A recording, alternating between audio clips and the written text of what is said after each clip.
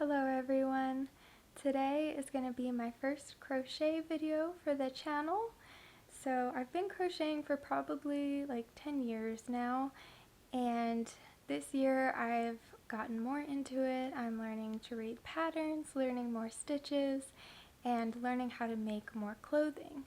So this year also I'm trying to switch my wardrobe into more natural fibers. So this is really important to me. I'm trying to switch to cottons, linens, anything that is natural fiber. In learning how to crochet, I'm going to be able to make some of my own pieces that I can't find or thrift, and this is great because it's giving me creative freedom, and I can choose what yarns I want. I know exactly what's going into it. I can learn a new skill by crocheting, learning new stitches, trying new things, and gives me something to do. It's just a creative way that I can express. So what I'm doing to try to transition my wardrobe into more natural fibers is I'm going to thrift what I can, but there's some pieces that I'm not finding and that I can just make myself. So this is my favorite hat, and it is 100% acrylic, and I thought this would be a great first project to start for the channel. So I found some yarn of a pretty close color. So this is the Peaches and Cream Original. This color is mint. So I have 2 balls of yarn here that I'm going to be starting. So the recommended hook size on here is 5mm, so I'm gonna get my crochet hooks out and we'll just chat and have a cozy crafting video. Alright, so I got my crochet hook out, and to help me to learn more stitches and expand my crochet knowledge, I got this book, Crochet Stitch Directory. So I already knew how to do this stitch when I learned, but I'm going to be doing back loop single crochet today for the hat. And my hat is about 11 inches long. My head measurement is 22 inches. So I'm going to be chaining here to measure the same length, and then I'm going to do one panel that I'm going to fold, cinch at the top, and sew together to make the hat. So it's a very beginner friendly project. Yeah, I've been crocheting for about 10 years, and the first crochet hook that I ever used I carved out of a branch in our yard, and I started learning how to crochet off YouTube, and I was using plarn. So I was using plastic bags that I cut into strips, and I was making plarn bags, and that's how I started crocheting.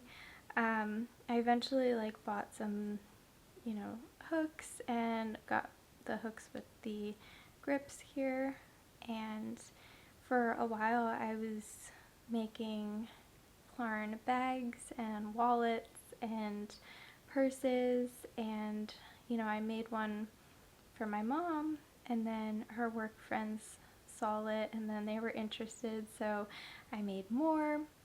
And I had a little side business as a teenager making plarn bags, and I do have some of them here I wanted to show you. So I have a little bag of crochet hooks and some weaving needles that I made.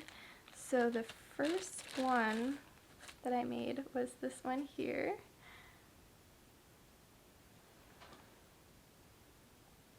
And this one was really nice. This wood I think was pine, and the rest were from a mimosa tree that we had, and that wood didn't work as well. It's a little bit more rough than this one is. But then I also made a lot of weaving needles, and this one here, So yeah, I had a lot of fun doing that, and I still have a few Plarn projects. My mom has a wallet still, and I have this one here. I think these were from Wise's grocery bags because they have all the different colors in there, which I really liked, and it has a clasp in it. And then I have this one here, tote bag that I had made. Again, oh, actually there's no clasp in this one. And I think this one was from a tablecloth. So I was really into doing Plarn when I started, and you know, it was an easy thing for me to do as a teenager. It didn't cost anything. A lot of my mom's work friends that were interested in the bags I was making, they would save their grocery bags and they would give me, you know, lots of their plastic bags so I could make and crochet my purses and stuff. So, you know, it was really cool to get everyone kind of interested in it.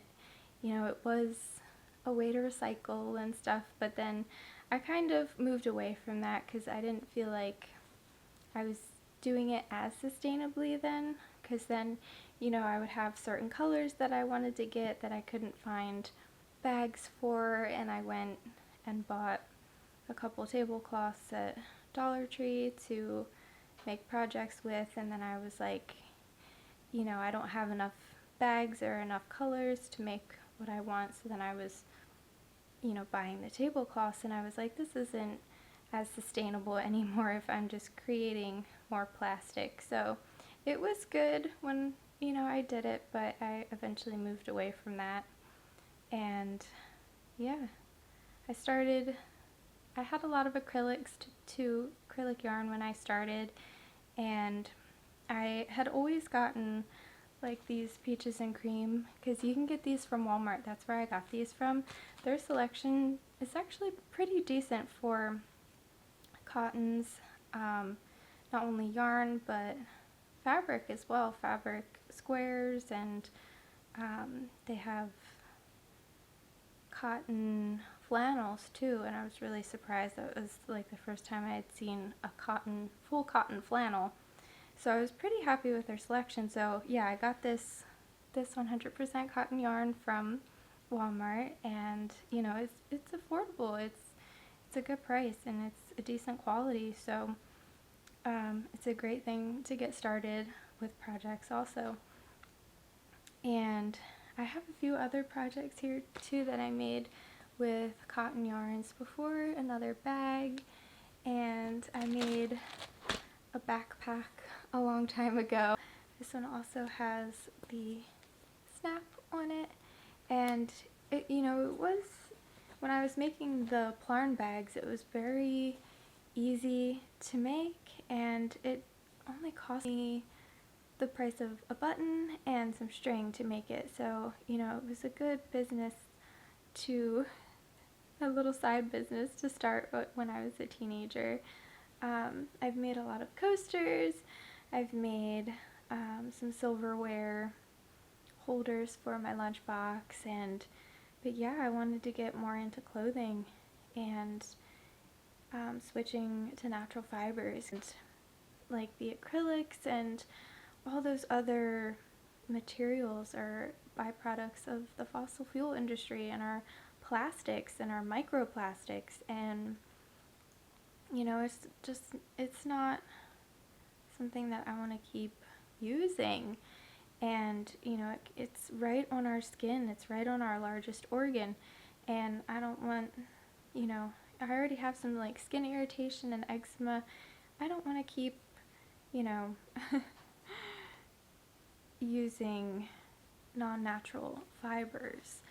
And yeah, it feels so much better. Like, this was a sweater that my parents had thrifted for me, and it just feels so much better to wear natural fibers than it does synthetic ones. Like, I just feel so much calmer, and I feel blessed. I feel like abundant in it, where, you know, I don't have that feeling with my synthetic clothes. And yeah, it's so important. There's so many plants.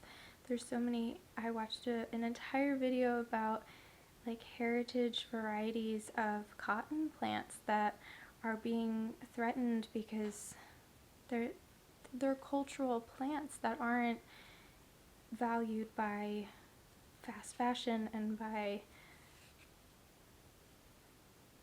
the system. And you know, if they're not being used and taken care of, that, you know, that it threatens that we wouldn't have them anymore. And these are things that are important to me that we need to protect. And hopefully I can, you know, expand the yarn that I get and can afford and use. And yeah, and so it's important to use natural fiber. And I was also recently learning about not only natural fibers, but natural dyes and natural pigments for paint and clothes. And I read how you can have like medical benefits and positive benefits from plants infused into fabric from that natural dye plant that you are using. And I think that's just amazing. Like, if you're using turmeric, which is anti-inflammatory, to dye your clothes, that's gonna have such a positive, you know, health benefit that you're not gonna get from plastic, from petroleum derived fibers. And you know, it's just amazing to me that we have that available to us. We've always had that available to us. And why are we choosing to use fabrics that aren't good for us, that aren't good for the earth, that don't break down? And you know, so this is a very important switch for me that I want to start making. And yeah, so hopefully we can continue that journey together too.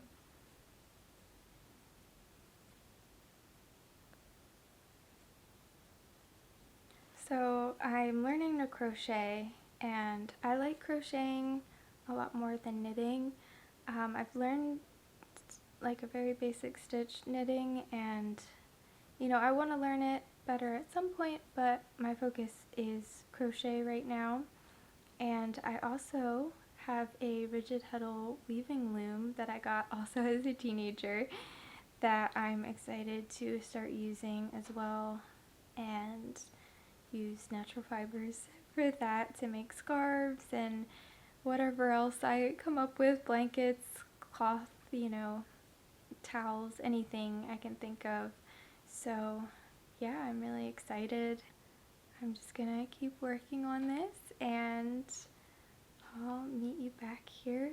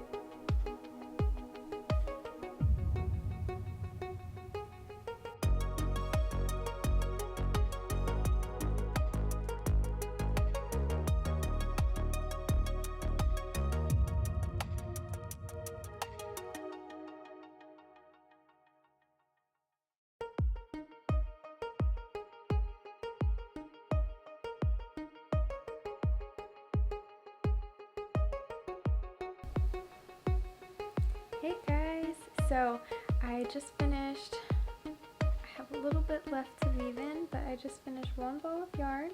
That's how big the panel is. So we're about halfway there for the hat.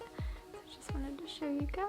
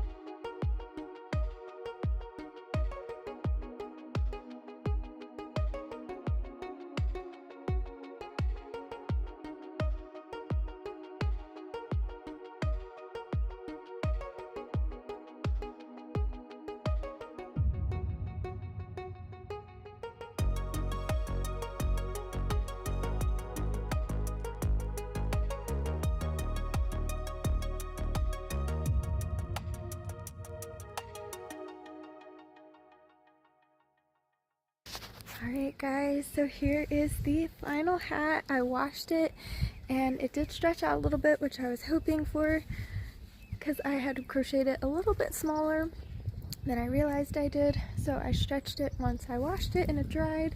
So here is the final hat. Pretty happy with it, and it is perfect timing because it's snowy here in Pennsylvania. So yeah, hopefully you enjoyed the video. Thank you for watching.